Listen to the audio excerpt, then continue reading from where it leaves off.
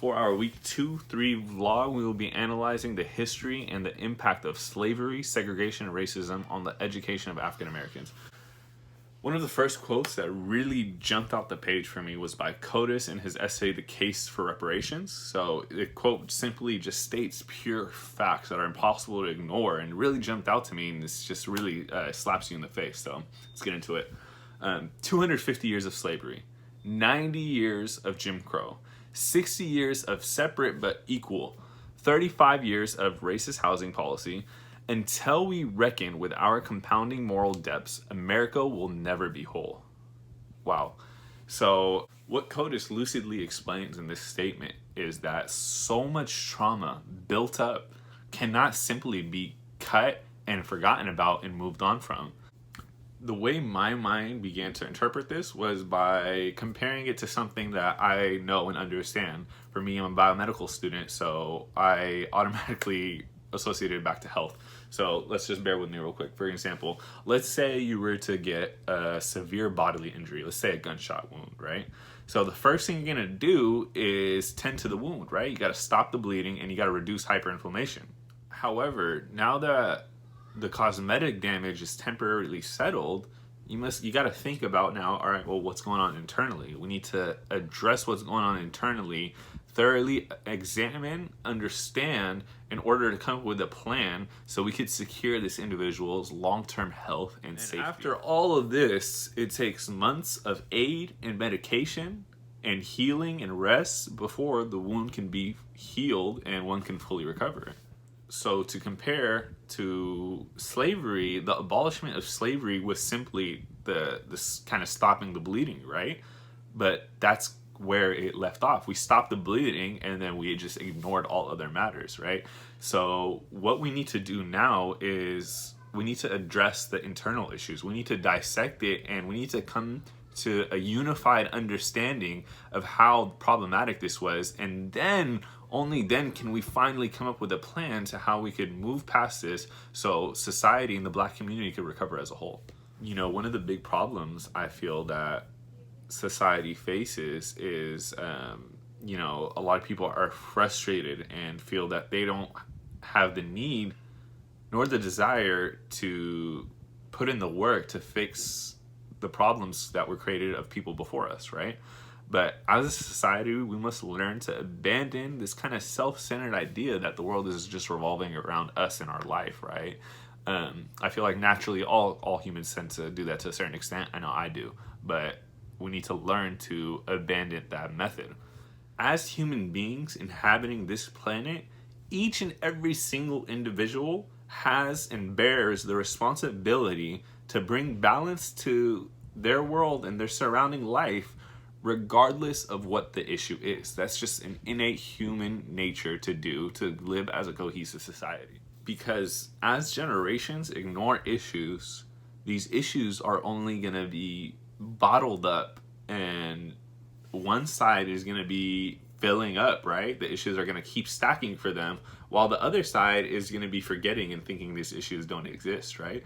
So this naturally is going to lead to chaos. It's going to lead to an eruption, which is a little bit towards what we're seeing today. And this eruption is absolutely needed in order for everyone to be able to see what was going on, because it was simply, you know, the matter, they put a band-aid on the matter and then ignored the situation for years, for decades.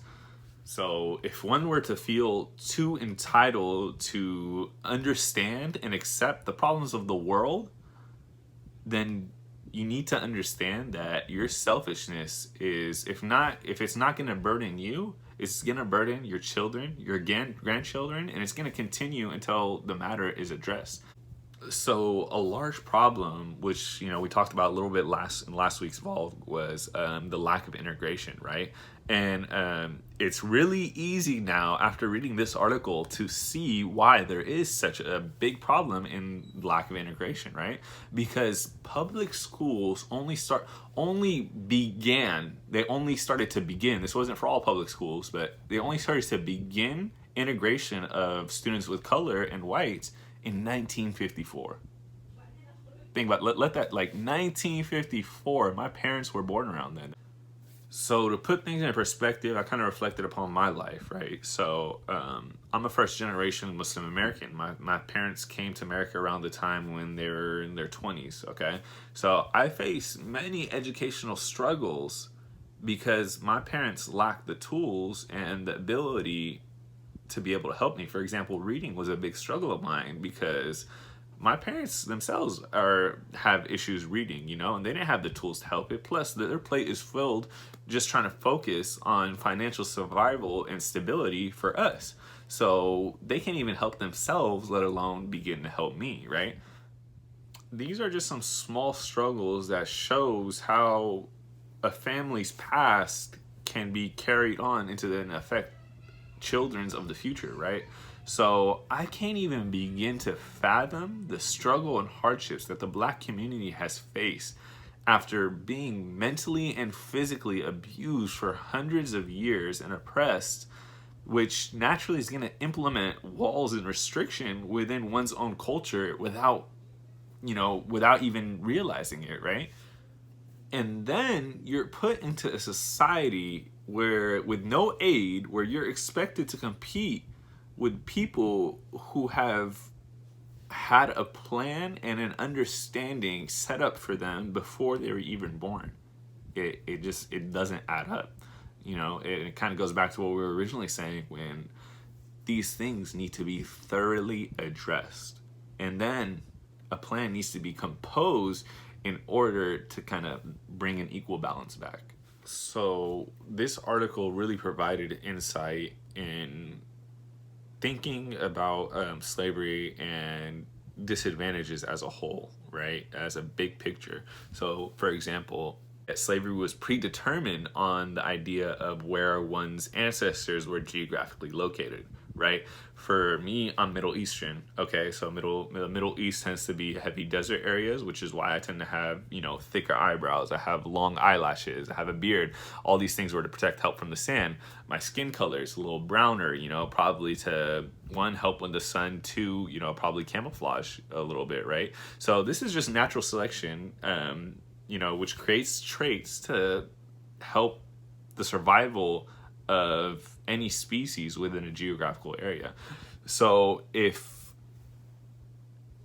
slavery can be predetermined on the basis of something that occurred thousands of years ago, it's going to take generations and it's going to take time in order for, one, the message to be truly understood and spread, and two, to kind of catch up and to equal out this disadvantage that has been created for thousands of years.